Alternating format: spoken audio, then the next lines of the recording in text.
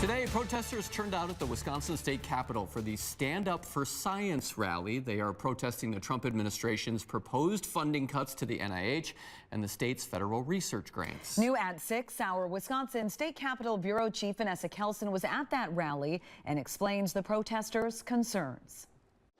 Scientists, patients, and advocates alike are rallying across the nation on Friday for science research. Here at the Wisconsin State Capitol, protesters are highlighting the economic significance and life-saving impacts that science research can have. I walked in and I just got choked up, remembering 15 years ago, laying on my back, getting ready to go into surgery, and the long recovery after that. Karen Laum was first diagnosed 15 years ago. I am a cancer survivor. She credits her survival to science. These cuts feel very personal.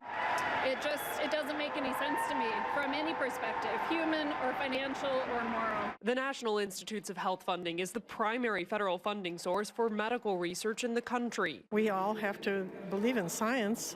I have a right knee that was developed because of science. The NIH is also UW's largest source of federal funding support. The university stands to lose about $65 million if the funding cap goes into effect. I'm actually shocked that it's come to this. PhD candidate Emily Ubalodi researches biofuel at UW-Madison. She says her work is 100% funded by federal grants. Cutting funding would not only impact me, but all of my peers in my lab. The White House did not immediately respond to our request for comment on these protests.